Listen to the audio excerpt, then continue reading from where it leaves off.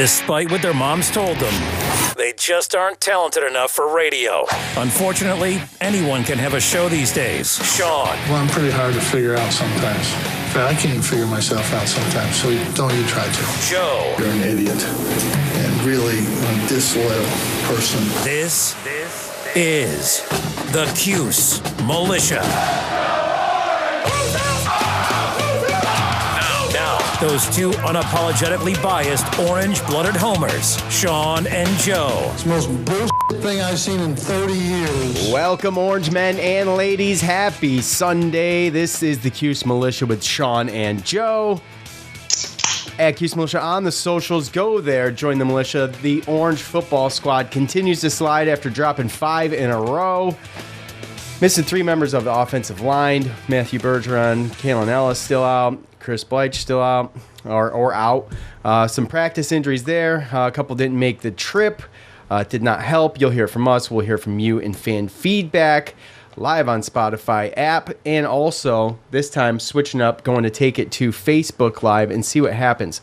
Will it work? I don't know. I'm not sure. We didn't test it. And also, just haven't had good luck with YouTube. And some of it's my setup and some of it's YouTube. So, with that said, we'll try Facebook. Had a really good, I made the switch to Facebook before we went to the game yesterday. But I realized that at the game, there's a lot of people on Facebook that actually know who we are. So, anyways, whether or not they watch the show or not. So, I think getting on Facebook, let's try it out, let's try it out, see what happens. So, F around and find out. Well, yeah, look, a lot of people follow us. I don't know. I think there's a lot more people that follow us and see us on Twitter and Facebook than they actually listen to the podcast. Yes. Yes. We ran into a couple of people, and we know how it is. I don't think podcasts are really that popular with the older crowd. We were told that literally, yeah. Literally, yeah. So it's, So we'll give it a try. But here's what happened. Just to recap yesterday, briefly, just for fun, we went to go walk around, and we were going to we were just passing out stickers and koozies and stuff. I had a bunch, so I brought them. I ain't done nothing with them in probably a year or so. And we noticed that when we got to this parking lot at 3:30, there was like three groups besides us that were setting up, and they were all Syracuse fans. I'm like, wow, this is wild. So anyways, by the way, the Syracuse fans just show out, whether or not they don't feel like their fans feel like it's worth showing up at games because their season's lost or whatever is one thing, but regardless of that, the Syracuse fans showed out. This whole parking lot was jam-packed full of Syracuse fans, and had I known, I'd have got freaking more koozies for this event and passed more of them out because we ran out in like 5 minutes. I probably had 70 of them, but anyway.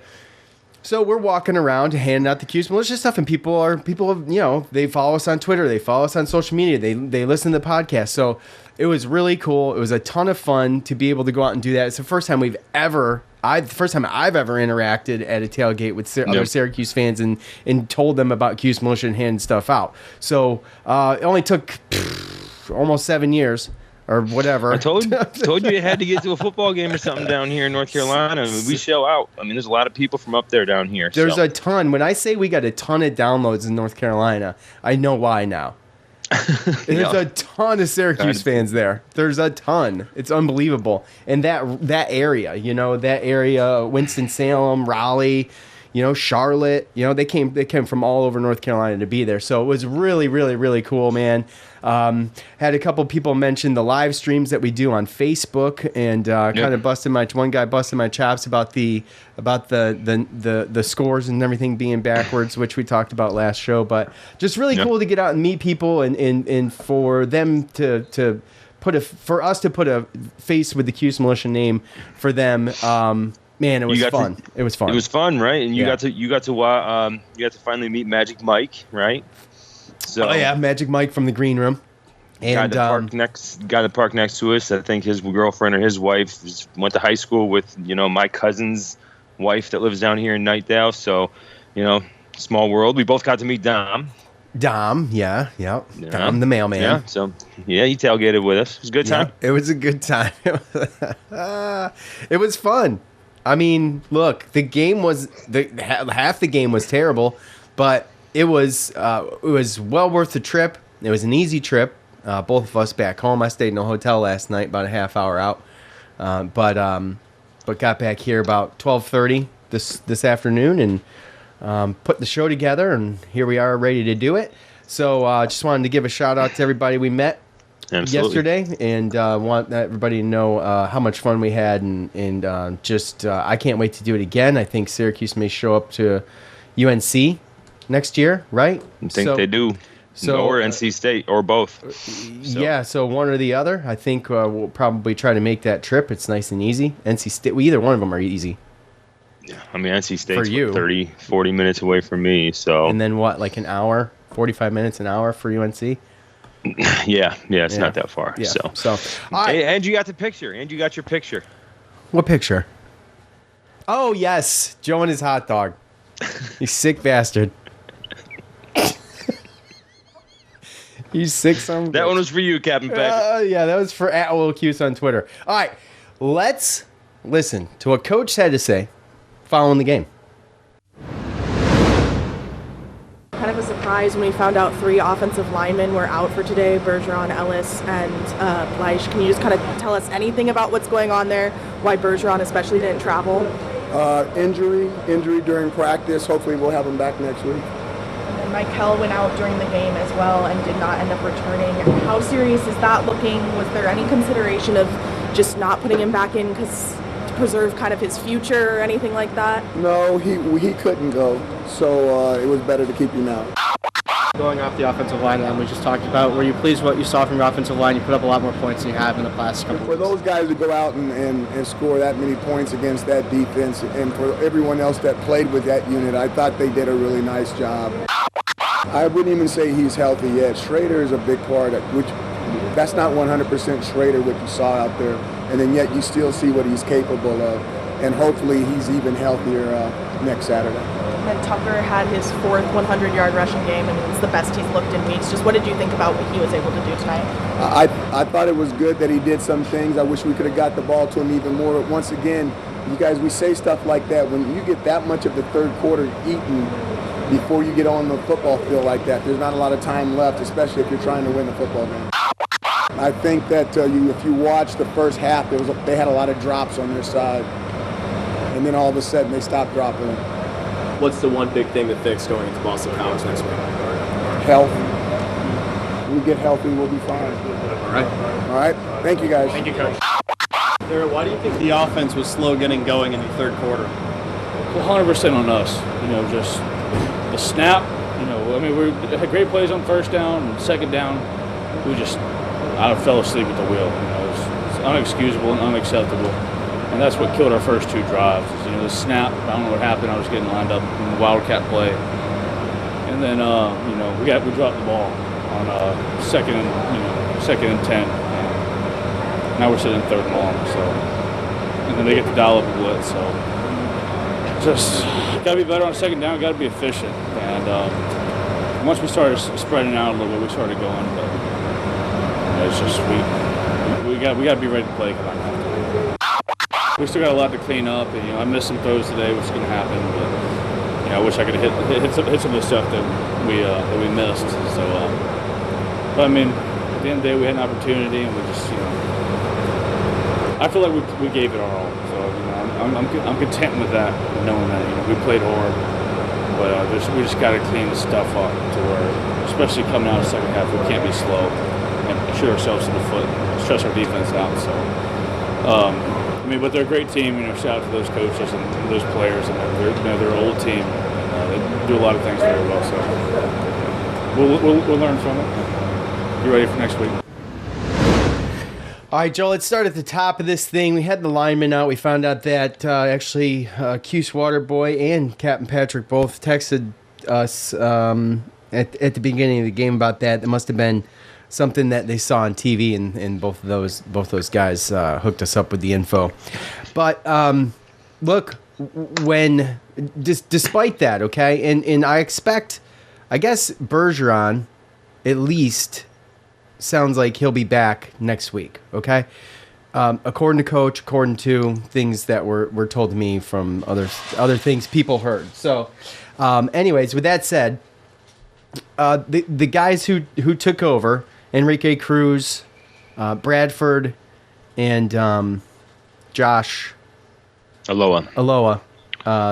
Those guys really started off pretty strong, and you and I talked. We're like, hey man, they're actually doing a pretty damn good job. Yeah, I mean, it didn't do any worse than what the three had. I mean, there's going to be penalties, right? And the penalties were nil. That was awesome. In the beginning, you know, there was the hold there that brought back the the touchdown, and then there was the snap that went by LaQuinn Allen. So there's a couple things, but for the most part, the hold though, I watched 3 times, and I mean, if you want to throw the flag there, you can throw the flag there. I think.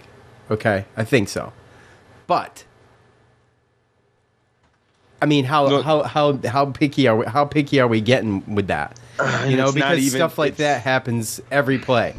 Well, what's unfortunate too about that whole play is, especially because we were there, right? So you can see the whole field, and I'm watching Schrader. Didn't need to. Well, it's not even. He might have. I mean, I don't know. I was watching him scramble, but nonetheless, he gets out past him. I see the offensive lineman kind of let him go. He gets past him and he throws the ball. And then obviously you're watching the ball, right? And you look down the field, you see our receiver wide open, and you're like, oh man, so now your eyes go away from where Schrader was. But when he threw the ball, the flag still wasn't thrown yet. So I mean, it just felt like felt like it was almost like the flag was thrown when we knew that it was going to be a touchdown or something. I mean, it's just kind of, because if it was a hold, it was a hold. It should have been called, unless you didn't see it on TV. But yes, it was thrown. I thought it was thrown after the score because we had Wake Forest fans in front of us, and they saw it before I did. But they saw it right when it happened, and I saw the reaction. So yeah, because I was looking in the end zone myself. Yeah. So but I mean, the hold was 4 steps before Schrader even threw it, right? I mean, he took a bunch of steps after and then threw the ball. So, like I said, when Schrader threw the ball, that flag wasn't out, and I mean that defensive end was already released off of the block. So, but and then I guess from what I understand, they come back and they get that touchdown in the corner that we obviously couldn't see. That's one of the downsides of going to a game is you don't get to sit there and look at the replays and see what's going on. But even my dad was like, it was he kind of had it there, and our guy touched it, and the ball was moving, but they called that he had possession in the end zone before we touched him. And I don't know. I mean, I guess there's some people that thought that, that both the calls were BS and that it was a 14-point swing, and that was what started the downslide. It's kind of what took the air out. Michael Jones goes out extremely early. He's seen in a boot on the sideline. Coach said it was first defensive play, yeah. He got the tackle. He did get the tackle, and then he pounded the ground for a little bit, and you knew it was bad. According to Coach, the boot was precautionary, okay? But Michael, our inside source down there sitting on the wall, he talked to Michael. Apparently, he's probably badgering him and got his attention. And so Michael confirmed that was precautionary, and he couldn't go. Coach and the trainers decided he couldn't go. So I mean, let's just hope that he's back for the next 2 games. Schrader looked a ton better. You heard Coach say he's not 100%. He did have an 18-yard scamper late. It was the last touchdown. It was 3rd and 24. Yeah. So no. I'm talking about the run. That too. No. That wasn't the 18-yarder, right? Wasn't the 18-yarder the touchdown at the last score of the game for Syracuse? I believe it was. Maybe not, but either way, he did run quite a bit, and he had only accumulated 26 yards. But I thought he looked better. My point is, I thought he looked better. If he's 100%, it's an 8-yarder, but yeah. Was it? Okay, all right. Well, as long as it was 18, and that's the one you're talking about. It was like 3rd and a mile. Yeah. Yeah. He's not 100%, but he looked a lot better. He threw 17 for 31, 324 yards, One touchdown passing, one rushing. The pick six took the air out of it for I think, the fans, the team, everybody. Yeah. So, but I think he looked better, and that's a positive. We scored touchdowns. That's huge. We went 2 games without scoring touchdowns. I thought this was a better matchup. I just feel like, the way that Wake runs their offense, and it's just the way they burn the clock is just treacherous, and it's annoying to watch because you feel like it should be easy to stop because they spend so much time in the backfield figuring out who's going to do what, right? But they have the protection, and there's no penetration, and so they're able to figure it out and make gains. Every time you think, all right, well, we're going to get them, it's a 5-6 yards, 4 yards every time. So, and I know that we needed to, we headed out a little early because we had the youngins and it was cold and late and stuff. And we started heading out when they did the pick six, right? Went up 45-21. No, it was after. It was after LeQuint. We saw LeQuint score. Well, we saw LeQuint score, right? As which was beautiful. That was beautiful, by the way. Tiptoeing the line, still gets hit. It's a foot away from the line. Just lowers the shoulder, just rolls him over, and stays in bounds and scores. Yep. I thought that was awesome. Yeah. And when we got back to the car, whatever, when we finally saw the final score, 45-35, when it was 45-21, you're like, wow, we scored 2 more touchdowns. And even looking at it now, which I didn't even know, with 47 seconds to go, we missed a field goal. So, and we missed a field goal earlier in the game too. So, yeah, that game was a lot closer, and could have been a lot closer. And then they came back and they showed fight. They had a stop on 4th down. It was like 4th and goal at the 6, or maybe even like the 4 or something. Like that. It wasn't much. But the defense stood strong there. But key things to take away is that I think Schrader's getting better. You want to win that game. You want to win that game. Yeah, he was a little indecisive early, and you said, Joe, just being able to watch the option and see what's going on the field, there were times you wish he would have just not handed it off and just taken it himself because you feel like he could have done more with it. And that's kind of it's maybe not confidence, but maybe confidence in where he's at in his injury, or right. He doesn't want to re-injure, or he's just trying to play it safe, but obviously still needs some work. So but they passed the ball good. There was some stuff some meat on a bone that they left out there. Obviously, with all the injuries and that offensive line, I wouldn't have. If you would have told me three starting offensive linemen were going to be out, right? Going into this game, then I wouldn't have expected this type of offense. So to see them be able to pass it around, even run, I don't even think Tucker's 100%. I feel like he's always going down and then coming back in. Yeah. But he had a good game. I'm glad to see that they're finally getting LaQuinn Allen in there. Some other receivers are starting to step up. So it looked good. And Schrader, he missed some. We saw he missed some guys that were wide open. Jamarcus Adams down in the middle of the field a couple times. So there was some stuff there, man. Missed 2 field goals. We had that hold and came back. And then, you take away that pick 6. Who knows what this game looks like, right? Yeah, I mean, you want to play the if some buts. But game. I'm just saying, they looked more like towards their self, right? Earlier in the season than they have been for the past 4 games. Absolutely. Yeah. So, we mentioned Tucker, 4th 100-yard rushing game of the year. I thought he looked better. He had a long of 39. Towards the end of the game there, he had a nice run.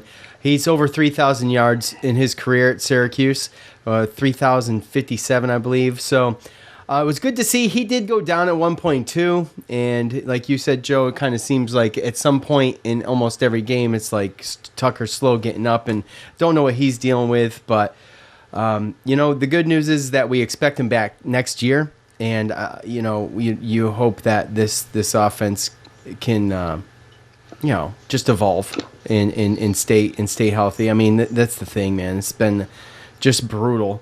You look at what Tucker did last night, and he's kind of back on his game. Obviously, we've talked about how the matchup was and the defense, how much different that was from the last 3 or 4 games that we've played. But, a lot of the clock eaten up by Wake Forest in the third quarter, and it just slowed the game down so much. I mean, what do you do? That's another thing. If you want to play ifs and buts game, getting off the field a little earlier in the second half would have helped. But but they were going fast. They were going fast, but the clock was running. Right, and they were getting small little increment 6, 4, little chunks. Yep. Getting their first downs, and then they opened it up, got some big plays in the second half, started blitzing us in the second half. Once they realized that was working, they were blitzing with 3 guys and getting us. So I think Schrader got sacked. That sequence where it was at the 11-yard line. Yeah, at the 11-yard line. That was the 42-yard missed field goal. At the 11-yard line, he gets sacked. 52. And then I thought it was 42. Was it 52? Anyways, let's see. It's right here in front of me. Hold on. 42. That's what this says. Oh God, this is 42. Okay, wow. Yeah, because they were at the 11. He got sacked. It was a 3-man rush. He got sacked. Then he got sacked again, and lost 23 yards in 2 plays. Yeah. So, look, and that comes down to the offensive line, and there were on that second sack of that, there was a defensive lineman for Wake Forest that just split a double team, and it was just looked way too easy.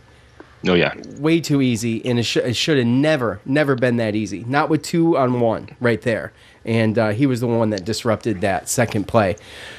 So. Health is key. Coach mentioned that again. Look, I don't know if we dig ourselves out of the health hole right now that we're in. It's just kind of is what it is. And the patchwork wasn't terrible yesterday until it was. And I don't really know what broke down, but, obviously not able to make the adjustments that Wake Forest saw the deficiencies and were able to take advantage of some of those things. And we're just not able to respond with it. It's just frustrating.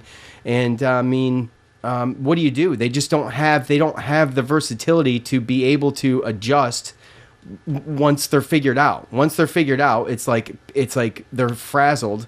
And you heard Garrett talk about it. The great plays, Joe, you talked about it before. You talked about it last night. Great plays on first down, then getting killed on second and third down. In the second half, it was over and over and over again. And, that stuff's got to get cleaned up. I don't know how you get it cleaned up, but, it is a lot better. The offense was a lot better yesterday than it has been. It seemed like there was more continuity there. But, we can talk about that all day. It's still a loss, which sucks. And, 2 6-4 teams battling it out, And look, here's the thing, too. The fans showed out. And we got to hand it to Wake for being able to, I guess they're probably used to it. Right? I mean, they're probably used to it to some extent because I think they don't have a loyal fan base. Obviously, it's not that great. Yeah, we saw that last night. They used their loudspeaker system as like a plus 20,000. Right? Yeah. I mean, they run that until about 10 seconds left on the play clock on third down. So yeah, they run it until all of the offensive linemen for the opposing team are set. And once they're set, they tone it down. But they make up for all of that noise. And by the way, you're looking on TV and you're seeing the student section looks like it's packed, but I'm telling you, that's cropped big time. Because the first half wasn't bad, but the second half was pathetic for the students. Dude, it was 24-21 at half. I was so surprised at how many Wake Forest people were leaving. Because you and I went at halftime, went down to the car. You were grabbing coats, and I was grabbing beer because there were $9 a pop in there. So I was grabbing and swilling them out of my cooler so I could save myself $18. So plus now they want you to tip. You go get a beer, you pick it up out of a bucket yourself. You put it up there. They ring it up and then they want you to tip. Yeah. And you gotta in front of them say no. You didn't do anything. I picked it up. You literally just rang it up. That's all you did. Do I tip the cashier at the grocery store. He does more work than you just did. Damn you. True. They get you. So anyways, I mean, it's pretty much self-checkout, but with a person standing there holding it. yeah, it's like, do you tip the self-checkout guy that monitors the machines to make sure he doesn't have to ID you? I mean, if you ring up beer at self-checkout, you guys still show your ID. You're not tipping that guy, are you? What if it came up on the screen and said, you want to leave a tip today? You say, no, I don't want to leave a tip today for what? I did all the work. Should be giving ourselves a tip. Yeah, exactly. I should be getting a Depending discount. on how much money, I get a kickback. Something. I get a for tip God's rebate. Sakes, man. So Garrett Schrader mentioned. Look, Garrett Schrader was very honest. I mean, Joe, did you hear it? Did you listen to Garrett Schrader? Mm-hmm. Okay. I thought he was very honest when he was talking about the fact that they've got to do better, and he fell asleep at the wheel. He said, and I mean he did. I mean, look, it wasn't a great second half. You got the opening. You're talking about Wake being able to stay on the field for to burn some clock here and there. Yeah, they still had it for 35 minutes compared to the other games, 37, 38. So I mean, it's right there. Yeah, well, you had 2 minutes 30 seconds, which was good. They open up. It was 24-21, and they get the ball back, which I hate this. Every time Syracuse plays, I told you he's going to defer if they want it. Yeah, absolutely. Yeah, I mean, that's what you should do. But what was Babers going to do? Apparently, he said he was not. He was going to defer, too, if he wanted. He should have. Yeah. Well. But we went down and, hey, remember, we talked about it, though. This is the first time because, we got the ball, and we went down and we actually scored a touchdown. We did score a touchdown, which was huge. So you go down there and you punch him in the mouth. That's nice. And then they get the ball in the second half, and when we forced them to punt. Right, exactly. Yeah, and we forced them a punt, so that was 2 minutes 30 seconds. Then we actually had a 5-play drive, 3 minutes 27 seconds. Then Wake keeps it for 4 minutes 43 seconds, and it's a touchdown. And then we go out 4 plays, 3 yards, a minute 21. Then Wake scores a touchdown on a 4-minute 38-yard drive, or 4-minute 38-second drive. And then we're cold. Joe, you mentioned how important that is to be able to keep that offense on the bench and have them be cold. And we come out cold in the next series, and that was the pick 6. That was it. It was that sequence of possessions for Wake Forest being able to sustain those drives, put Syracuse offense in a bad spot, put our defense in a bad spot, everybody in a bad spot. It was just they just executed. And Syracuse has got to come out hotter than that. They got to come out shot out of a cannon in the second half, just like the way they do in the first half. They're just you have to have the energy. And I mean, you talk about home cooking or whatever. Some people are going to talk about it. Yeah, but at the end of the day, your defense has got to make a stop, and it just wasn't there. And a heartbeat of the defense, as Babers calls them, was sitting on the bench or standing on the sideline in a boot. So yeah. I mean, tough. think about it. That was Wake Forest saw a defense last night that was down 5 original starters from its first team since game 1. Now obviously Stefan's been and Lockett have been gone for a while, but I mean Jahad Carter he was suited up. He had a tackle. He had his helmet on. Yeah. Oh, he did. But he did have a tackle in the box score. I didn't see him out there that much, so I think he was probably very, very limited. So obviously Garrett Williams too. You figure some of those things would help, but I mean our guys their receivers. A.T. Perry's pro. I mean he's a great great receiver, and they have other good receivers as well. They dropped a lot in the first half too. They kind of kept us in the game, and then there was obviously some questionable calls and everything. But when it comes to Garrett Schrader, I mean, when you look at the stats, I mean, we went 5 of 11 on third down with 1 for 1 in the fourth down efficiency. They went 8 of 15 in third down for 1 for 2 for fourth down. They had a total of 543 yards. We had 477. I wouldn't say home cooking is.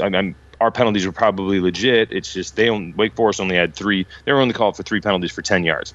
Yeah. So that means we probably deferred 1. I mean, you can't tell me that's all the penalties that they had. But yeah, it was Garrett Schrader. It was the little plays by Garrett Schrader that Hartman didn't. Hartman almost got sacked and completed a pass. Hartman dropped the ball and then flipped one forward to a running back. Right? He fumbled the ball that got pushed forward to a guy that picked it up and ran for the same running back. Right? I believe it was Cooley. So, but then you look at, Schrader, that one drive where he took the two. Where he took the 2 sacks in a row, and then we missed the field goal. The intentional grounding was bad. That was third down. Yeah, I get it. Yeah, so obviously the pick six, there was some things, some missed throws. This game, as much as they did have a big 24-point lead on us, like you're talking, it's a few play difference of a game, and a lot of that did come down to Schrader. Yeah, unfortunately, and he's man enough to admit it, and he's going to be brutally honest with himself and with everybody else. It's the type of guy he is, type of player he is. Yeah, you got to hand him that. He doesn't deny reality, and he's on the mend. That's not an excuse, but I expect him to be better.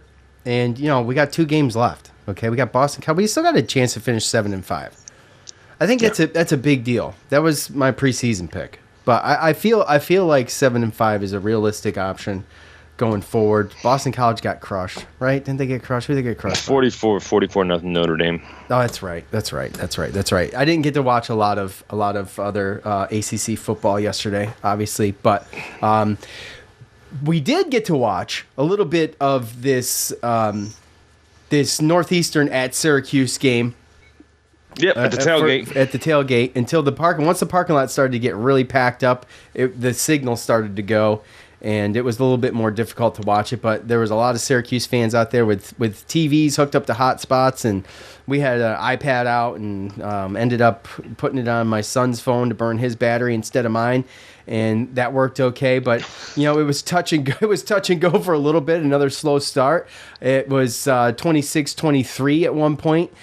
Syracuse goes on a run to end the half. They end up going up 39-25, and it was all Syracuse after that. They stuck to the zone and kind of didn't really screw around with the man-to-man stuff. The Orange ended up pulling it out 76-48, and you've got Mintz showing up again. Okay, now look, I say this a lot. It's because it's true. I don't know how much I pull out of this game. All this is for me, the way I see it, these games is that it's just practice. It's just practice for these guys to get out there, get some continuity, and get working together and being able to get some kind of rhythm, some kind of flow, and some kind of familiarity with each other. And I'll tell you, one guy that doesn't even need it, like it doesn't need to be, he just goes and balls out, and that's Judah Mintz. The dude it doesn't matter what everybody else is doing. The dude just goes out there and balls out. Coach said, and I don't have a montage, but Coach did say, he's just scratching the surface. The talent of this kid, he's just scratching the surface. He's just getting his feet wet, guys. That's gotta be, I know for me, that is, a huge positive. That is something to look forward to. Is watching Judah Mintz just grow into this role. Jesse Edwards was much better, 19 points, 3 for 3 for his 3 free throws, which is excellent. Joe Girard, 5 for 9 from the 3-point line, excellent, 21 points, and he kind of started that little spark, some of it anyway, in the beginning of the game, and then towards the end of the first half. Too, he was kind of the guy that was. He was good. He was good yesterday. You talk about when we talked about the last game, and Coach says, well, if Joe's taking 17 3-pointers, 4 to 6 of them are bad shots, without a doubt, right, Joe? So well, depending if he's making them. Well, right. Well, what was he? I don't remember, but he didn't do great against Colgate, but 4-12. 4-12. Okay, well there you go. But 3 for 9, 5 for 9 last night, really good, and overall 6 for 14 for the team, 42%, so 43%, call it. But yeah, you need these games. You need these games to be able to get some kind of rhythm going with each other. A lot of new guys on the team, and looks like Coach has done experiment with the man-to-man, maybe. I don't know. we'll have to see what the rest of it looks like. But what did you think, Joe, from what you could gather up during the tailgate yesterday? First of all, I was extremely nervous. I'm like, what the hell? Is this going to happen again? I thought in the beginning? Yes. I kept my powder dry, but I was nervous on the inside. I'm not going to lie. Yeah. There's some things to take from it and some not. If he's going to go 2-3 zone, then obviously that kind of hurts the situation with the 3-guard lineup. We talk about how, he believes in Gerard, Mintz, and Torrance. And just, if he's going to go 2-3, then you're only going to be able to get away with 2 of those guys out there. And that's kind of what he stuck with. And with that came kind of a bad game for Samir. He had 19 points off the bench. He only took 1 shot and missed it. Had 2 assists, a steal, and 3 turnovers with 0 points. That's not something that Samir Torrance is going to be able to do in the ACC play. We're going to need him to be able to come off the bench. We need him to be the difference maker for sure, coming off the bench. And do some things. Quadir Copeland, he came out, he played some good defense, got some rebounds, but he also had 2 turnovers as well. So with the amount of minutes that they're playing, 5 turnovers out of those guys, from within 13 minutes and in 19 minutes, it's just under 20 minutes apiece. It's just not going to be okay. Was impressed with Malik Brown. I talked again at length in the preseason about him, and then I think it's something that's just inevitably going to come through. I don't think that I don't think he jumps off the page, but he doesn't make any mistakes. He's solid. He's fundamentally solid. Yep. He's not going to take bad shots. He's not going to take good shots away from other players that Boeheim expects to shoot. So. Him coming in with 4 rebounds, an assist, a steal, a block, with 4 points. Obviously he'll get better as the game slows down and as he gets a little bit more physical and realizes what he can and can get away with. Both the big guys played, Hema and Carey, nothing too crazy. Justin Taylor came in, hit a couple, shots, but really this is just one of those games against not a great non-conference team, right. And Jesse, Joe, and Judah, they came in and they all shot. Jesse 8 for 10, Judah 8 for 13, Gerard 8 for 18. That's a pretty good clip. And at the end of the day, they shot 53% from the floor, 43% from 3-point line. I'd like to see more free throws, but yeah, that was one thing actually that I was looking at. I'm like, man, they only got where is it? They only got 11 free throws. So, yeah, and it was 6 for 11, too, at that. But that's got to be their game, right, Joe? Coach talked about it. They're not like this huge outside shooting team. They got a couple guys. They got mainly Joe Girard. And you got to be able to penetrate, get the ball to Jesse. Jesse's the one that's got to be in there, because he's good at free throws. He needs to get in there and put himself in situations where he can go up and get fouled and at least get the free throws and hope to get the bucket as well, right? when it comes down to centers, all I ever ask for is give me 1 out of 2. Rebounds. Rebounds. Well, rebounds, but as far as free throws, just give me 1 out of 2. So yeah, exactly. and then I guess Benny, the other thing that I didn't know too much about too, but I guess he got in a little scuffle. Yeah, he got double. There was a double technical, so I guess each team got one at the end of the half. I didn't see it, didn't notice it, and I heard about it in the press conference. I guess someone grabbed him and he pushed someone. So. Something like that, yeah. Something to that effect, but Coach too. Just to throw it out there. He's still not. Reporters mentioned how impressed they were with Benny, and Coach said, I don't know what game you were watching, essentially. So he's being hard. Benny had a great game last game. He had a great game against a better team. So I think that to cut Benny some slack, just. It's a little bit of a slower improvement than I expected with Benny because of his talent, but you see the frustration I think from Coach because and Coach is going to be like that because I feel like he thinks and knows that Benny is better than that and that Benny should be maybe a little bit further along than maybe he is now, but to see the talent too. Because he puts him out there. It's not like he's keeping him on the bench. He's got 25 minutes against Northeastern. So, but you look at his stat line. He shot 3 of 8, from the floor, 1 of 2 from the line. And when you look at it, okay, 7 points, 8 rebounds, 3 steals. He had 2 turnovers, 4 personal fouls, so he almost fouled out. But 7 points, 8 rebounds, 3 steals. As long as you're not taking a lot of bad shots or having a lot of bad turnovers, I mean, I'll kind of take that. As far as like somebody who's going to in a contributor role like he is. But from what I heard, he really didn't do a lot of, especially his scoring and a couple other things until the game was kind of in hand in the second half and stuff like that. So, again, I'm looking for him to be around the double-double, 8 points, 10 rebounds type thing. But he's just got to know his role. We have 3 scores. We have the 3 main guys that we run through and roll through. And if he just does what he's supposed to do and does what Jim Boeheim asks and just use his strengths, then he's going to fall into more than 7 points, just being in the right place at the right time. But instead, he's too worried about getting the ball on the perimeter and taking mid-range jumpers. And I don't know what it's going to take for him to learn, because I think right now we're in a situation where Boeheim's kind of giving him the business because he says he knows he can't do this come, ACC play. But right now there's also not really another better option other than bringing in Malik Brown and rolling with that. And like I said, if Benny doesn't get it right through non-conference, I mean, I'm a firm believer that Malik Brown's going to be the other starting forward. Smart guy. I mean, he's just a smart player and he's careful. And he plays to his strengths, and he doesn't try to do too much. Ask him to do. Yeah, exactly. I'm a freshman. This is my role. They have 3 big scorers that have been here forever. I'm just going to come in, trying to get as many points as possible, or as many plays, minutes as possible. Minutes, plays, and as much help as I can be. All right.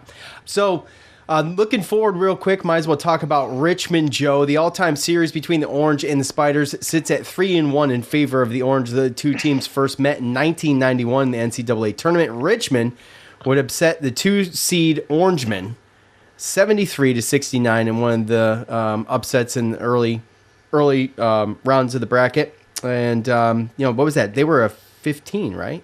Yeah, they were 15. Yeah. I think that was one of the first 15s to beat a 2 too. Yeah, so. That sucks, huh? Being that guy.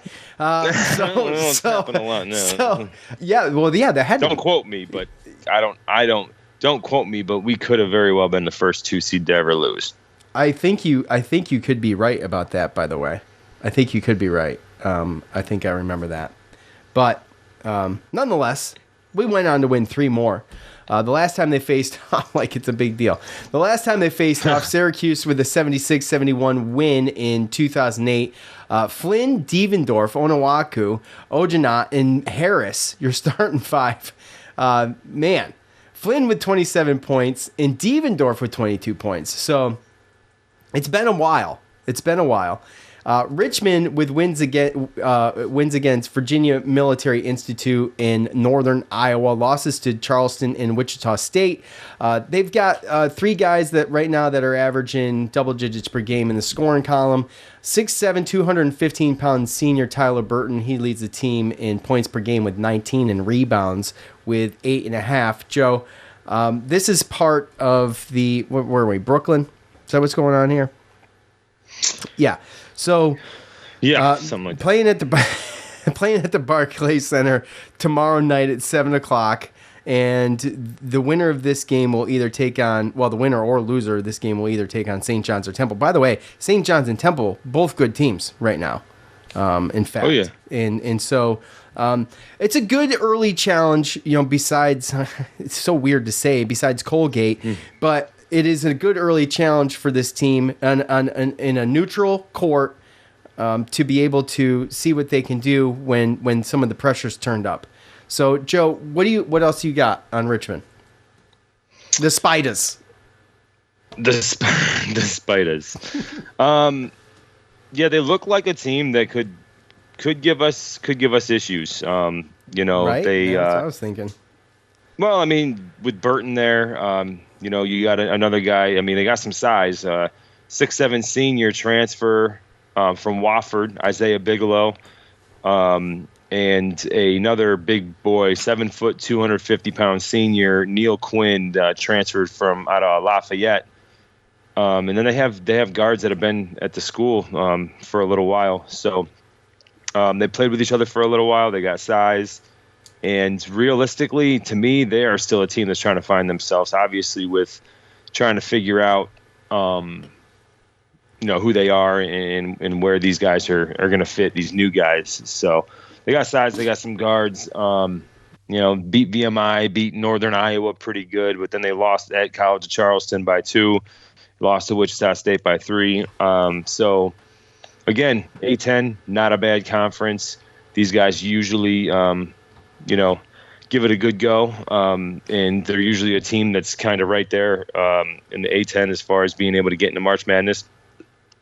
We obviously know that, but yeah, I mean, I think one of the bigger matchups, obviously, is keeping Tyler Burton, at bay, but also looking at a situation with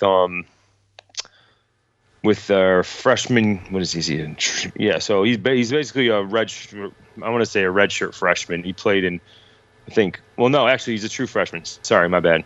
Out of Richmond, Virginia, 5'10", 175 pounds, Jason Nelson. So it's going to be interesting to see the little true freshman matchup between Judah Mintz and this Jason Nelson guy. Based upon where they're from, I'd be willing to bet they've probably seen each other in competition before. And Jason Nelson, he's averaging 13 points, 4 assists for Richmond, and I think that's probably going to be one of the keys. And then obviously, if we can get some of their big men in foul trouble, or we can handle their big men, or just Jesse can do what he can normally do against the guy. They don't go that deep. It looks like they really only go about 7. I mean, they've gone 8 or 9, but 7 normally play more than 10 minutes.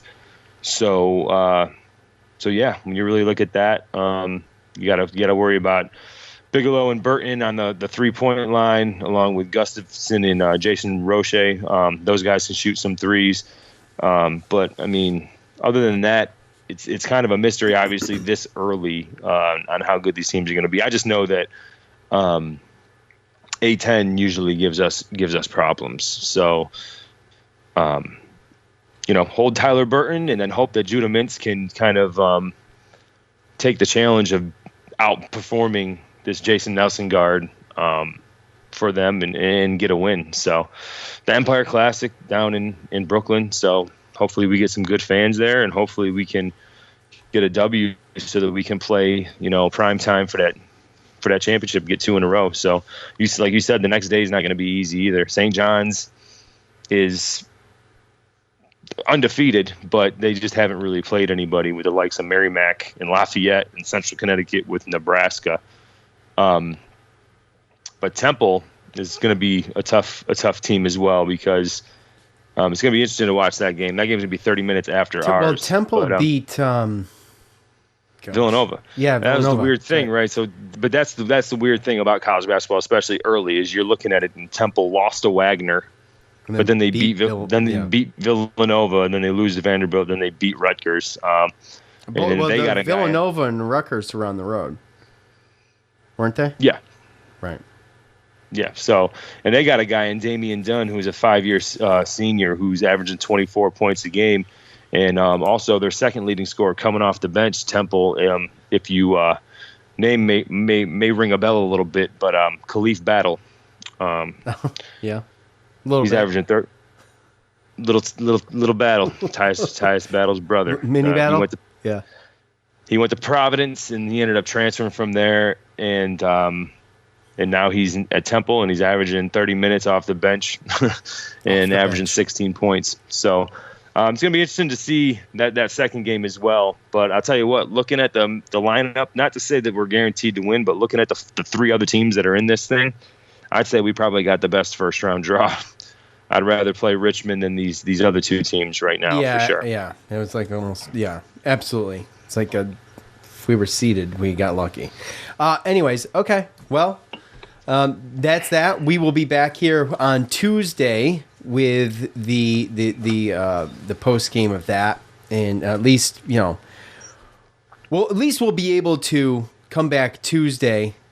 Hopefully before this game starts. I don't know who plays at 7. Hopefully. Someone plays at 7. Someone plays at 9:30. I don't know if obviously the loser plays at 7, and the championship game's at 9:30, right? That's normally how that rolls. Yeah. So we'll have we'll be able to give a quick talk I got Wednesday off. Oh, good for you. I got Wednesday, Thursday, Friday, but I got Thursday, Friday. I'm going back to Syracuse too for freaking Turkey Day. So there you go. Yeah. There you go. I'm leaving Wednesday, unfortunately. Yeah, so I'm hoping we can get that W, and then, like you said, we can come back Tuesday and we can do the post game, and then talk about a little bit about the game Boston that's about College. to happen, right? Well, Boston College. So. Well, obviously we got to preview Boston College for next week, but But we won't be back. Unfortunately, we will not be back for the second game. I don't know. I mean, I can try to make that happen, but I'm talking about after the second game. Yeah, after the second game, a post game for the second game. Yeah, that's gonna be a tough ask. Well, so we don't even know if we'll be back before Bryant, then, right? Yes, I come back that day. So the Bryant game, the time has to be announced as far as I could see, but it's on Saturday. I'll come back Saturday. So on Sunday would be a normal show. Yeah, 11:26 at 4 p.m. Well, there you go. Sunday's a normal show. Yeah, so we wouldn't be able to preview Bryant probably. Well, we'll just have to see. We'll just have to see. We're spitballing. Yeah, we're just speculating now and then spitballing. But yeah, hey, maybe we can come back and we could do the like the preview of that game on Tuesday if we win with the green room instead of prior to the green room. We can make it live, considering that no one's going to have time to listen to it before the game starts. That's true. Right? We can. So maybe we can like that, figure it out a little bit, right? So yeah, absolutely. Okay. All right. Well, we are going to do some fan feedback for Wake Forest. We are going to, because we're already almost an hour into this thing, we're going to go ahead and we're going to shelf the fan feedback on Northeastern. So as far as Wake Forest is concerned, it's time to hear from you.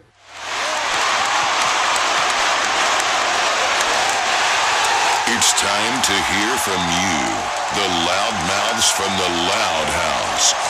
All right, you guys know what to do at the end of every show or game. I ask for your thoughts on that game. You leave them here, and we talk about them. So, look, what happened is, for whatever reason, the first tweet and Facebook post for thoughts on the game did not go through.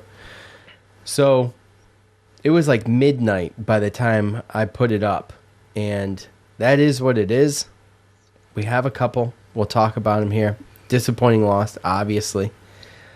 But, you know, it was fun nonetheless. All right, look, at BBQs. Crappy, but neat, huh? It's not bad, right? What, BBQs? BBQs? Yeah. Not bad. That's catchy. I like it. Crappy, but need to put the season in perspective. 5 losses, all to teams that are ranked and were ranked at some point in the season, all while missing a ton of starters. If we win the next 2, I'll be okay with the season.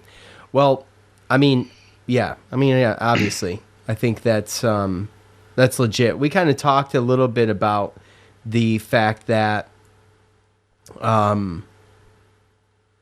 the teams we were playing were upper echelon teams. Whether or not they were currently ranked when we played them or not is one thing, but to be able to, say that you're, preseason ranked 5th for Notre Dame, and, Wake Forest was up there until they dropped a couple. And look, I feel like the Wake Forest game was slipped. I feel like it slipped between the grasp, and they did a good job adjusting and pulling that game out. But yeah, that's good perspective.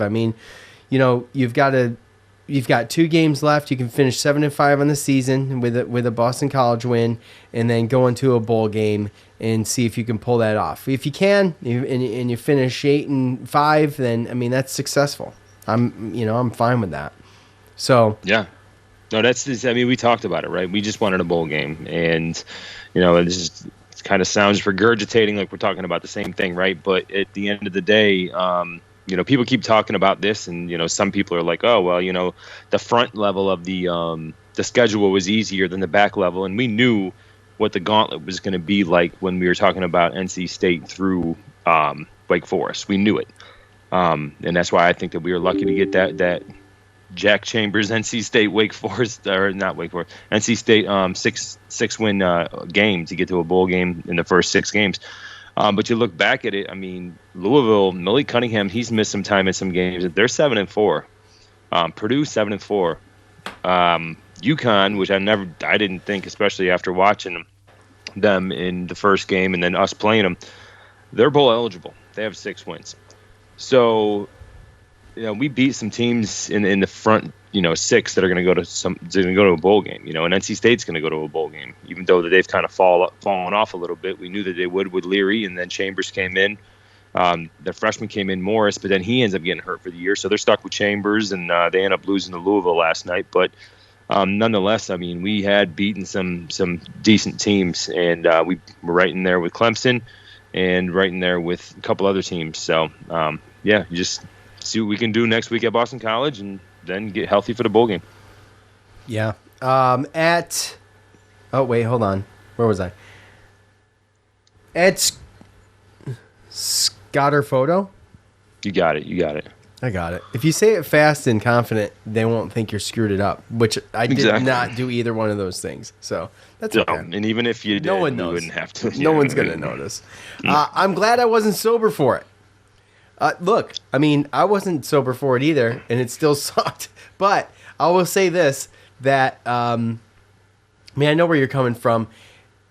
It was, when the air was taken out of the balloon fast.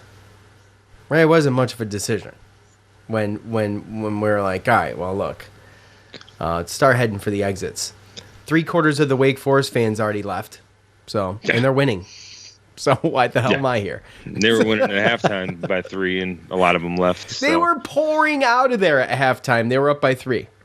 It's like, okay, dude, way to be dedicated. Oh, half the students easily, if not 2/3 of the students that went to that game were gone at halftime. So, I get it. It was cold. But yeah, we had, I had some compromises that I needed to make because of some cold and some kids. So, yeah.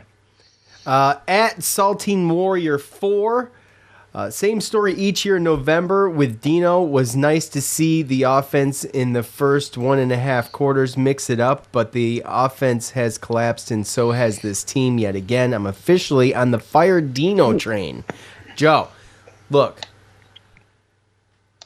Obviously, I know you did, Dom. Obviously, we know. We saw your car, Dom. Thanks. We felt bad too. We did feel bad. And by the way, if you're not in the green room, get in the green room. Look, all you got to do is download the app at your iOS or Android store. Download that thing, sign up with a username, email address, and a password, and get in there for the live stuff. By the way, the Facebook feed not working. I told you at the beginning of the show I didn't know if it was going to work, and guess what? Lo and behold, it does not. So got work to do there.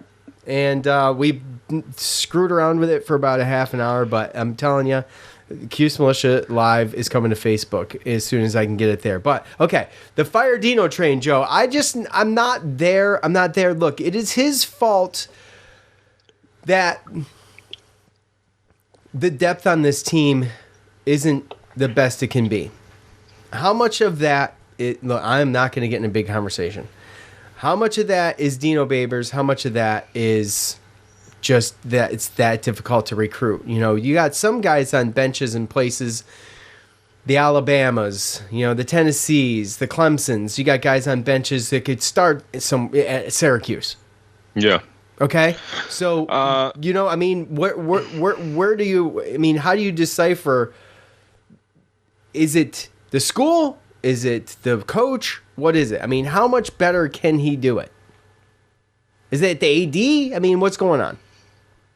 I don't know. I think that we've talked about it before. There's a bunch of variables, and I don't really between NIL, Zach says, geographic, how that goes. Our boy Zach said he's had 7 years to build depth. Well, that's kind of he has, and again, it goes back to how much I guess a fan wants to really think about the destination, what. Moving to, or going to a private school in New York, when you're not from there means. Also, it depends on how many fans want to believe on whether or not a recruit goes to a school because of the position coaches or the coordinators that actually go and recruit them, or the actual head coach themselves. Sometimes, obviously, it's different with everybody, but at the end of the day, you lose coaches or you fire, position coaches or coordinator coaches, a lot of times you lose recruits to the transfer portal, especially nowadays with such a quick transfer portal being able to transfer without sitting out. So I think there's a bunch of variables. I think that we could go down this loophole, and some people are going to say excuses, some people are going to say reasons. But at the end of the day, just like any business, it's up to him to, it ultimately falls on him. And he lets us know this in the pressers every single time. He blames the coaches. He takes up for, the stuff that he does. And so then it really just goes down to, again, like what you said, is do the fans think that he's getting everything that he can get out of it? I think this is the first year in a long time, if since he's been there, to where he's gotten, the quarterback coach plus an offensive coordinator plus getting a better coaching staff than what he's had since then. But, it's just the first year. So then what else can we do? We talked earlier in the season about the nutrition stuff, right? And the meals and the stuff that they get at campus, and, maybe strength and conditioning, because a lot of people think, injuries are injuries, but how come we always get more? Right. How come it's so bad for us? Yeah. So, right. So at the end of the day, there's so many things that you could question that is just above my pay grade. We're not there. We don't know.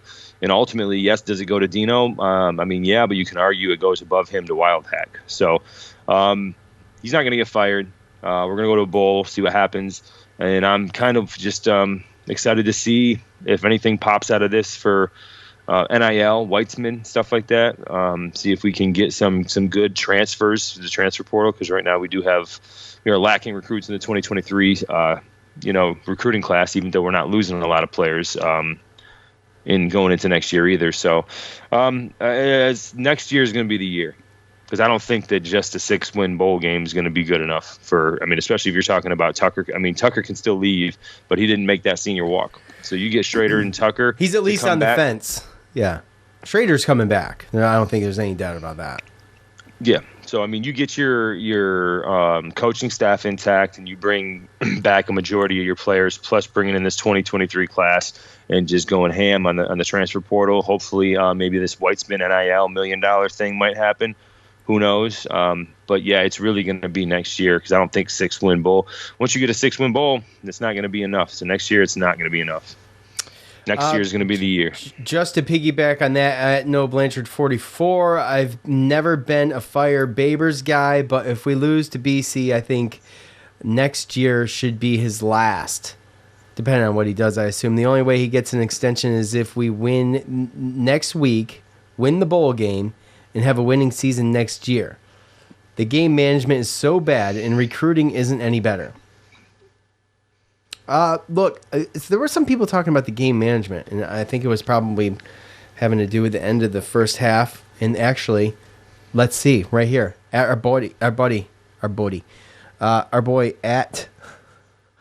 Hoyle Cuse. I'm happy with the offense. It's starting to look better. Yes, we talked about that, Joe, and it seems like some of the confidence is coming back, and maybe some more of the mobility from Garrett Schrader is back, still not 100%, but it did look better. The clock management and play calling at the end of the first half cost us 3 points on offense and 7 points on defense. The run defense is just plain bad right now. The D-line constantly gets pushed back at least 3 yards. It would have been great. This guy extends his characters into a second tweet. This is how this guy rolls. It would have been great to get a big D-lineman out of the transfer portal, but we whiffed on multiple, including Cam Goad, who's 6'3", 320. Who is hardly effing playing at Michigan. It appears a 9-year-old could have recruited him to Cuse better than Babers. Wow. Okay, so a lot there. Look, here's one thing, and the clock management. I did notice like something at the end of the first half was hectic for me, actually, because my kids were bugging us for hot chocolate and they wouldn't shut up. Yeah. So, by the way, $6 hot chocolate. Joe, first of all, Joe got ripped off. I got $4 hot chocolate. Okay, he got marshmallows. I got whipped cream. I got a $2 discount. I'll take it. And I got double the hot chocolate. No, you did not. It was not double. It was in a way bigger cup. It was not double. First of all, yours went to waste too, by the way. Joe gave a cup of his. By the way, Joe gave a cup of his hot chocolate to the Deke. I did not. You did. I did not. The Deke Heather did. Sat in front of us. Look, I bought it. It was there to the enemy. Whoever to do what. Hot chocolate to the enemy. Joe gave hot chocolate to the. That Australian guy was. The Deke is Australian too. If you guys didn't know, I'll post a picture on Twitter. Yeah, got it. But here, what else is in here, Joe? What else did you hear? So, the run defense, dude. I thought there's no way we continue to get run over. Okay, they got 3 guys. They're pretty decent. I feel like we're going to rely on Sam Hartman more. First of all, they did. Sam Hartman went off, and also the running backs went off. So, it just all around on the defensive end. I mean, you can say, they made some decent plays and stuff. They didn't get a turn. First of all, there was no turnovers for Syracuse. Right. On the plus end. And 212 yards rushing altogether for Wake Forest and 331 yards passing for Sam Hartman. And, A.T. Perry just lit it up, 119, 3 touchdowns. And, I mean, I don't know. You're playing defense without how many stars? 5, 6? I mean, you're talking 5 from the beginning, from game 1. Right, from game 1. Okay, so that's quite a bit. But we've been holding strong. I mean, nationally, I think coming into this game altogether, total defense was 19th in the country. So that's not something to shake a stick at. I thought we would be a little bit better than that, but as far as last night's game goes, so I mean, well, I was just nervous because I don't think Wake Forest has like the offensive line and like running backs that the last couple teams have had, but this little. I don't know even what to call it. The way that Hartman just kind of puts the ball down and he can pull it out and pass it, or he can keep it, or he hands it off, and guys kind of just hiding behind the offensive line, waiting to see what he's, where the hole is. I feel like we've struggled since Sam Hartman has been a quarterback there. I feel like we've struggled. I feel like he runs that really, really well. And to have that stutter bullshit in the backfield, that's brutal. Yeah, whatever it is, right? And so and then you throw in the fact that now Garrett, by the time we play him, Garrett Williams and Jahad Carter played, but he wasn't 100%. He wasn't really out there, and Garrett Williams wasn't there. So, you play against that receiving core and that quarterback with that type of continuity and the way they run their offense. It's just it's tough. It's tough. I'm just glad that we could semi-score with them compared to what the last 2 games looked like. Yeah, and you score, what was it at the end of the first half? 21? 24-21. Yeah, so we scored 3 touchdowns in the first half of that game. We hadn't scored a touchdown in 8 quarters. I mean, I'll take it at that point. We were down by 3, and I'm like, okay. I mean, I still had the fire in the belly, and I was like, look, I think we'll be okay. But it was just a matter of what you talked about as far as how Sam Hartman runs that offense, and eventually it just wore. Not only did it kind of wear the defense down a touch, but it also, like you mentioned in the last episode, just kept our offense on the bench, and it was cold out. It wasn't as cold as we thought it was going to be, but it was still cold. At Baptized by Fire 7, was that not? Was it always 7? Great time tailgating with family, us Joe, and at If Not Now When is at If Not Now When in the green room. He is, okay. Finally got to meet him, the world's longest Twitter handle, and he saw Gio Williams, who's Garrett's dad there, found him in the stands and shouted his name. Okay. Boy, now we're gloating. And I met Dakota Davis's parents. All those things made up for the loss. I love my orange no matter what. Yes. Especially the tailgate, though, right, Dom? Because that made your day. Because if it wasn't for us, all Dom brought to the tailgate was sauerkraut. Here we go. So all Dom brought to the tailgate was sauerkraut. And, if you're going to come to a tailgate, bro, you got to do better than sauerkraut, okay? You got to have... And by the way, one of your youngins, Joe, knocked his grill over, almost caught the whole place on fire. Happens. Told those kids to stop running, damn it. But no, had a great time with our boys Dom and Mike from the green room. Like 2 guys straight from the green room, like born and bred out of that place. You know, I mean, that's huge. I love it. I love it a lot. All right, is that it from here? That's pretty much it from there. Let's go to Facebook, see what they got here. What's so funny? What'd I miss? Let's see. I knew that he was going to say something. You overreact. You see, you just overreact. Oh. Dom says, I'll be fair, Dom. I'll say it.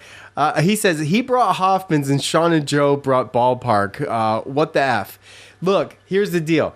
So before we went to go shopping at Wegmans, Dom, which you don't have in your area, before we went to go shopping at Wegmans, Joe said, "Well, let's check my freezer and see what I got in here, and then we'll piggyback off of that and figure out what we need from Wegmans." So we go in there, and he's got a bunch of frozen crap in there, and he's got 16 ballpark freezer, dogs. So. Yeah, right. So he's got 16 ballpark dogs in there, and we're like, all right, yeah, just grab them. Dom's bringing the Hoffmans, and then we get to the tailgate. And then Dom comes up, and I tell Dom, pull over here. He comes over. The parking lot was still pretty empty. And he says to me, "Hey man, I know I said I was bringing the snappy grillers, but they were out of them at the grocery store. So I only got enough for me and my friends here. Okay, you guys can't have any." So, he wants to come on. He wants to talk. Okay. All right. Here we go. All right. Hold on. Let's see. All right, Dom. I'm giving you a fair shot to That is not what I said. So they were all out of them at Harris Teeter. And I'm sorry, guys. Baby, I only got enough snappy grillers for me and my peeps over here. No, I didn't even have snappy grillers. I had the regular German Hoffmans, and by the time. Dude, well, the snappies are the Coonies. Let's be yes. I have to tell you this, Joe. You're amazing. You cooked for 10 people faster than I cooked for 4. Like, by the way, God, Joe didn't cook a damn thing. Hold on, time out. You're right, Dom. Thank you. No. I mean, Sean. Oh, this is a bunch of lies right now. But I meant Sean. I cooked. Hey, you tore down the back of your truck, built your grill, cooked for 10 people, Sean, before I could even get that little camping grill out for my measly 4 people. I couldn't believe it. But hey, look, one of the kids almost lit the whole place on fire. And you know what? Did the grill survive? Is it okay? Dude, yes. Okay. I felt so bad for whoever's child that was. So my son's probably future father-in-law is from Florida, and he was so cold. He's like he was using the grill as heat, wasn't he? Yes. Oh my gosh, the poor guy. And then after the youngin tripped over the grill and almost set the whole parking lot on fire, he sat in the car, and I'm like thinking to myself, I'm like I brought him. Do I sit in the car or hang out with Sean and Joe? What do I do? Well, hey, it was a great time. Who was the one guys. that tripped over the grill anyway? It was Logan. It was Logan? Yeah. It was Logan tripped over the grill, and then Blake just ate dirt like 2 seconds after I told him to stop running. Someone was going to run into a tailgate, and that was my worry. Because they're right around that size where someone's going to get hit in the chest or the throat with a tailgate. And they're rambunctious little bastards, so you gotta reel it in. So, hey, look, they'll be fine. They're resilient. They're resilient. Get up, brush Yeah. off the dust, give them a little. They did. Up with the hot dog with a ketchup on it, and they'll be fine. They did. Anyways, all right, Dom. Let's get your thoughts on the game. Look, give us a quick thought on the game. So, started strong, looked good. I was very hopeful. This is what I'm going to say. If I ever meet Tony White, I'm going to shake his hand. And then you're going to say what? If you think that smaller, quicker D lineman is the future of the 3-3-5, I would have to disagree. Because, listen, I know that Darton is a former walk-on, and he's 5'11", 270 pounds, but there is nobody close to 300 pounds on that line, even when they're healthy. You know what I mean? And all Wake Forest's running back was doing, he's almost like he was standing there tiptoeing and letting the offensive lineman get 6 yards worth of push and then falling down.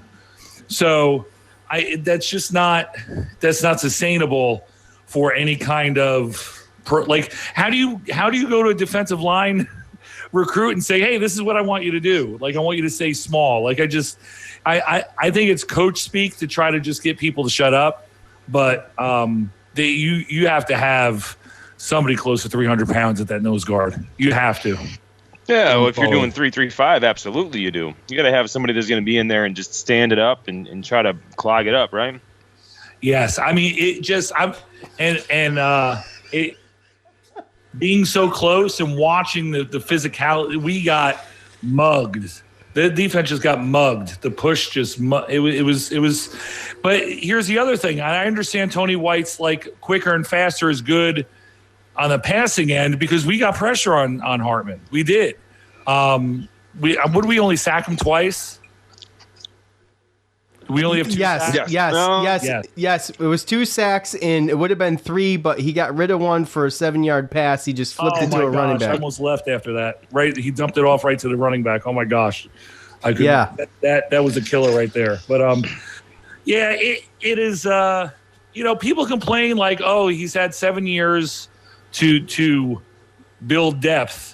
And if you look at the other programs that you think are linear with Syracuse, they're having the same problems that we are.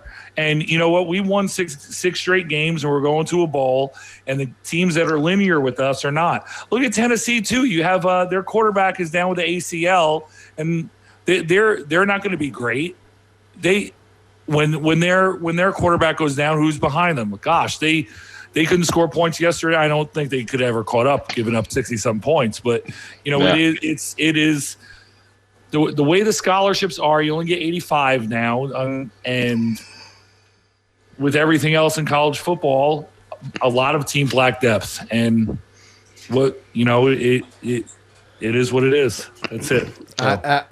I'll tell you that's something that I did recognize too. When I looked at I know that you travel with less players, but I don't even know if we had a max travel. Yeah, you mentioned it was small. I mean, it just looked like a small team. I mean, not small in size and status as far as numbers on the sideline for us.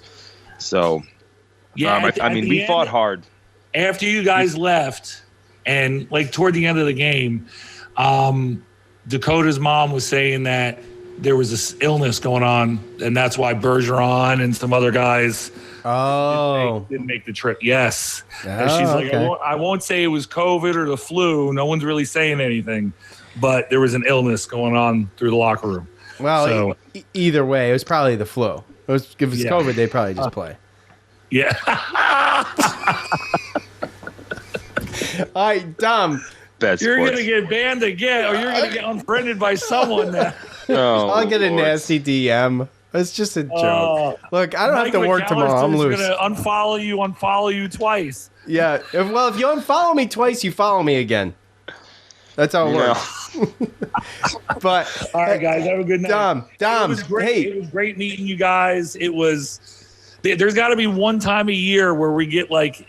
How cool would it be like we're one of these traveling like tailgates, like get the green room up and then just like 10. Oh, Dom. Oh boy, is that us or him? Joe, talk. Yeah. Okay. Yep. It's probably him. Dom, we're gonna let you loose, but yeah, I understand what you're saying. We need to get a good tailgate going and do a live segment. And as soon as I get this freaking hooked up to Facebook, then we'll be good. Like I said, I tried and it didn't work. Look, let's head back to fan feedback. It was great seeing Dom. We had a fun time. We busted balls.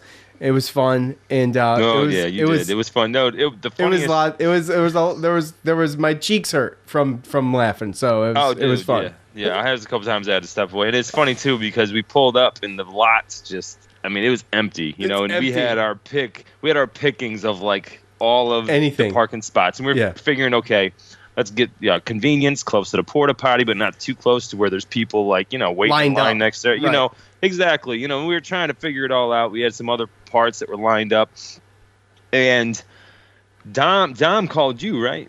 Yeah, he called me. So I'm talking we get to out him. Yeah, and me and Sean were getting our stuff out. We're trying to get everything, pack, get the tent up, get everything out, unpack, like you said. And Sean gets a call from Dom, and I swear the lot was so empty that you could. I mean, he must have been 150 yards away. Well, he's from Jersey. He's from Jersey, though. You could hear him clear as day. Sean was like, "I can hear you." I said, "I can hear you. I'm not even on the phone." We look over. And of course, there's Dom. He comes over. Oh God, that was funny as hell. It was. I knew where it was coming from. I said, Dom, turn to your left. He was clear across the parking lot. Yeah. Turn to your left. We could see him. And he turned to his left and we were waving. So anyways, yeah, that was funny.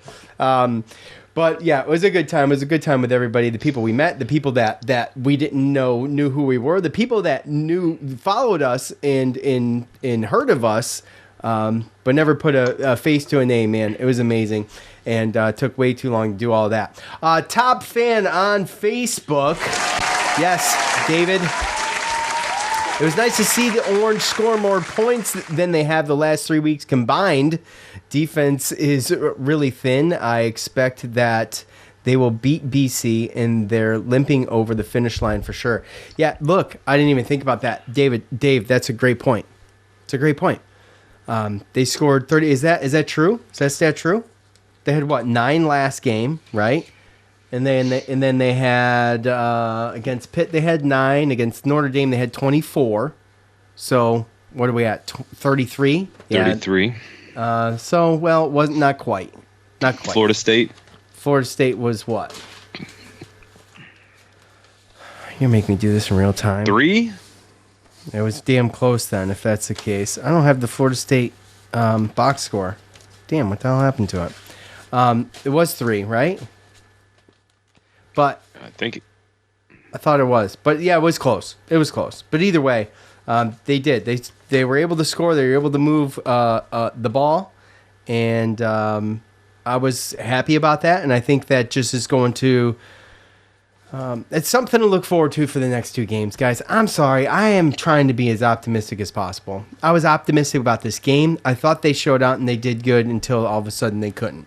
And I just gotta keep the faith as we finish up this season with 2 games left and finishing strong against Boston College and then seeing what we can do in this bowl game. So there's really not a whole lot left on Facebook. Let's see, Jerry, thankfully this is the last time we have to go up against Sam Hartman.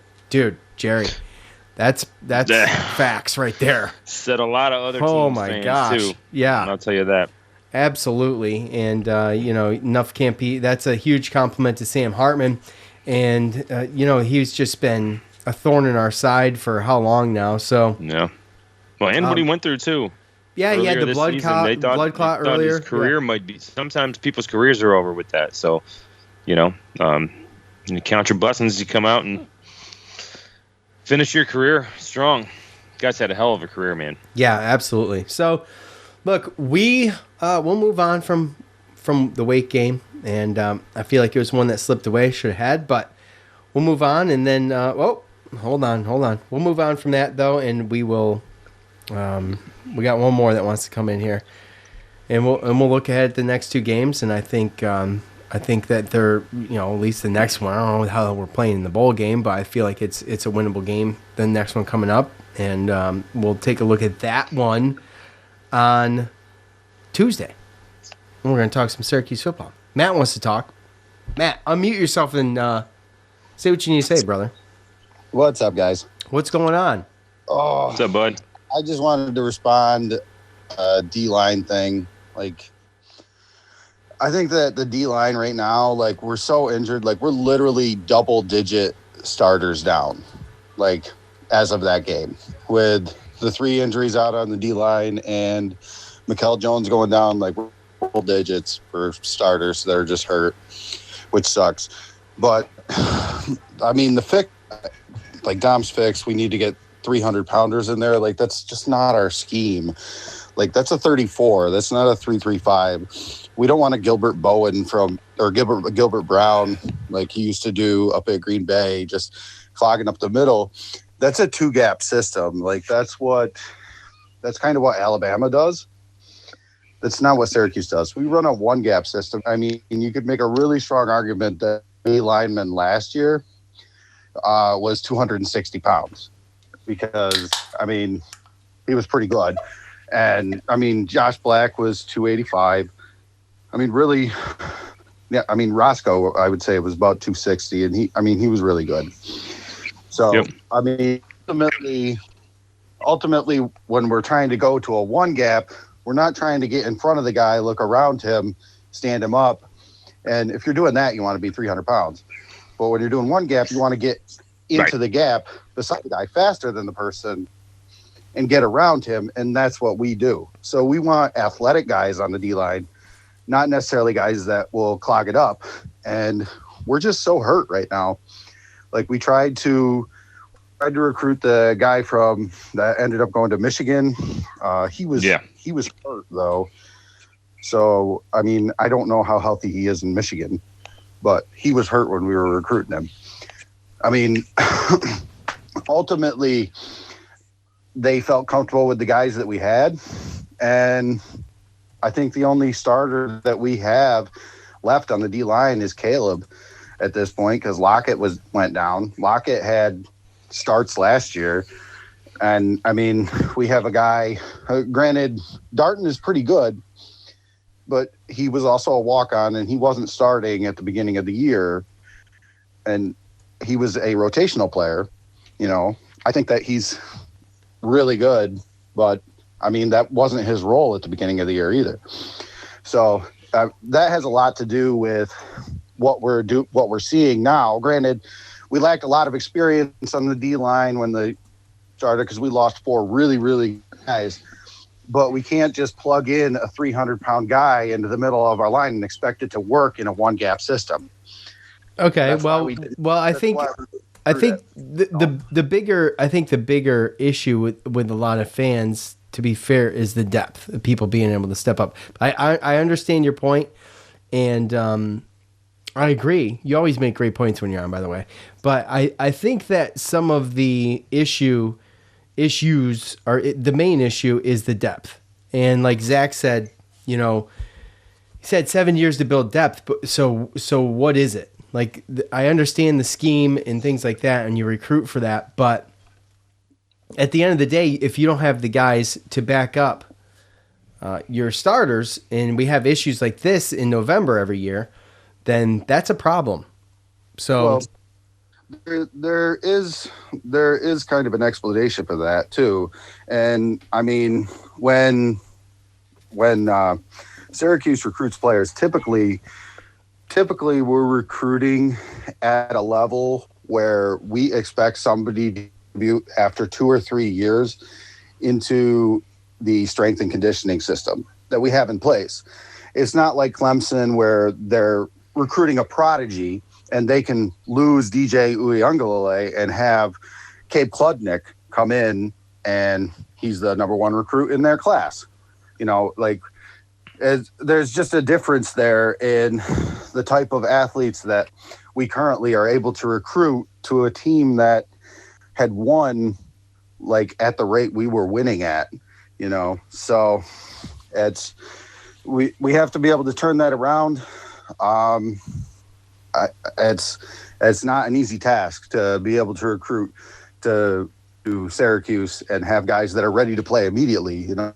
Right. That's my point. That's my point. And I've come to terms with that, but I came to terms with that a long time ago.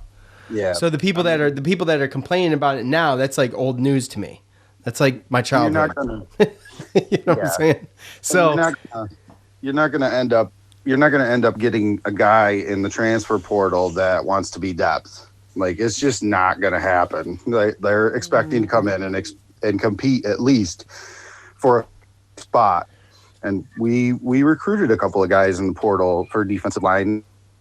You know, one of them went to Michigan, and you know, that's just the way it goes. So, you know, Michigan is a better program right now. You know, we're not going to win a lot of those battles.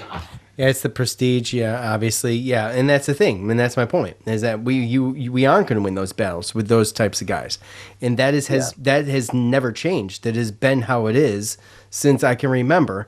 And so this is what we deal with, and to expect more than that is difficult to. It's difficult to explain away, and you feel like, you know, well, I'm not sitting here, and I'm not an apologist for the coaches, but you know, I understand the argument, but at the same time, it's like I don't know what else you can do other than make sure that these kids are prepared enough to the point where, you know, the nutrition plan and the things that we talked about are better. Is a better program. Like that program needs to be better at Syracuse, maybe.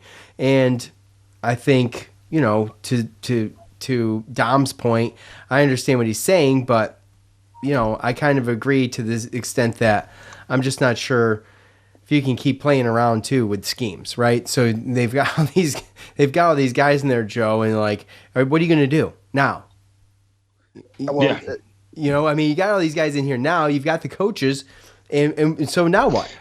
You change coaches, you change schemes, you're going to have a crazy turnover, and now you're just hurting your depth even more, you know? And to Matt's point, and I've said it too, you know, you got to get to a certain point in recruiting, which I don't think we really ever have. I mean, we had McNabbs and way back in the day. That was pre, you know, star systems and huddle and, you know, all that stuff. So people had to go out there on the road, and they had to find their guys, and they had to get guys, and they're more likely for regional guys to be seen by the regional teams and vice versa.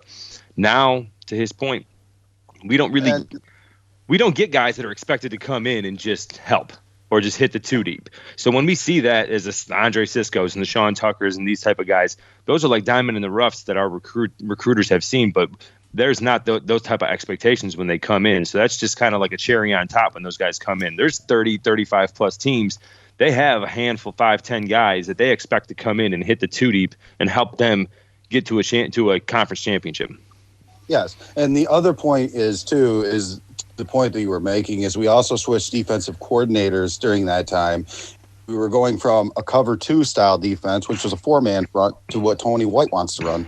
And if you look at our defensive line class, might have been last year or the year before, like we were taking 5 defensive linemen for a 3-man front, just because, I mean, I have to think that Tony White looked at what we had in the cupboard and said, these guys are not going to fit my scheme. So we're seeing, like, he recruited for this, but these guys are still pretty young. So, yeah, I mean, third year. I mean, you got Fuentes who came in. He's a Tony White guy. You got Lockett. He's a Tony White guy. But Jobity. I mean, yeah, all those guys that played last year, like they played for us, but our guys weren't ready necessarily for the scheme. And then they ended up bringing in Roscoe, who, I mean, he is a clear-cut 3-3-5 fit, you know, like as well as he played, that's the type of defensive lineman that we want. He's the scheme fit. And to the point where, like, we complain about, like, the rushing and all that, and, like, I get it, you know. But last year we were the 19th ranked total defense in the NCAA, and this year we were in the top 10. So we're 18th. We were 18th, I think, coming into this game overall. So, yeah. But the rushing's been a problem. I mean, you can't say that hasn't been a problem, right? No. It has. It's just we don't have the depth at Syracuse to be able to handle a lot of injuries like that. I mean, that's I agree. I mean, you lose Thompson, like that's a top-notch guy who's really going to help out in rush defense. You lose Lockett, and like he's a starter. He's had a lot of time in last year where he was playing, and that's another guy on the D line where I mean, we're plugging in guys that are really getting their first year action, and they're doing what they can, and they're playing well. I mean, you can't play any better than Darton. Darton, first year guy that was a walk-on. Like, the guy he's a beast, especially for go as small as he is and going up against those guys. But I mean, he can ultimately do that because it's a one gap system. So, I mean, you look at what they've been able to do with that. And yeah, I mean, at this point, had Linton starter, and I don't even know how much he's played this year because he's been so banged up, and he's only 217, but he's also probably our best pass rusher on the defensive line. So, yeah, this defense is predicated on speed. I think that you've seen, there's obviously some issues with depth, but that's just how it goes. I mean, but also to flip it to just the offensive side too. This is the third offensive coordinator in 7 years for Dino Babers. First time with a quarterback coach. So there's obviously been change in that position too. So this is me and Sean's argument every single time when every time that they're like, oh, take a coach out of there. Like, yeah, okay, 3-4 years. We understand that maybe you haven't gotten the results, but you don't. I mean, people have to understand what happens when you want to just completely take away a whole coaching staff and his coordinators and change your scheme. You're going to have turnover. You don't know what that's going to do to your roster. And it's just another rebuild, and to do it every 4 years, it just gets super, super annoying. And I think that sometimes there's people just have to understand that. I mean, Syracuse is a destination school. We're going to get good coordinators, and then they're going to go and they're going to get head coaching jobs somewhere else. Tony White's probably going to get a head coaching job at some point, right? I mean, Robert Anaya, I think, was either real close to getting a head coaching job. Jason Beck was close to getting an offensive coordinator job. Like, these guys, when they show that they're showing improvement and that they're helping teams, they're going to go and they're going to get other coaching jobs, and then it's start all over again. Right. Yeah, I agree. Hey, Matt, spilling it. I appreciate it, dude. You bring it every time you come on, man. I appreciate it. Yes, you stay in there, Matt. One of the green room superstars. Appreciate you, buddy. Yes, sir, Matt. Thank you. Yep. See you guys. So yeah. Look, I mean, there's a lot of angles to it. And there's a lot of arguments you can have, but at the end of the day, like I said, man, it's just this is what the program is. And like to your point, Joe, like this is a stepping stone for coaches, and then it's kind of a stepping stone for a lot of things now because of the transfer portal. So that doesn't help. You know what I mean? That does not help at all. So, anyways. Neither does NIL. And the NIL is that's no bueno. It's going to be tough to compete with these bigger schools. Syracuse is a private school. Everybody hates to hear that and all of this and that. But it was already tough. It was already tough, and now it's made it tougher. Exactly, that's a good point. So, all right, look. We appreciate all of you for tuning in and hanging out with us. Yes, sir. We will get back here on Tuesday as scheduled and do what we can. Holiday basketball, baby. Yeah, we got some Turkey Day basketball coming up, and we'll talk about it. So for Joe, I'm Sean. We're out. See you Tuesday. Peace.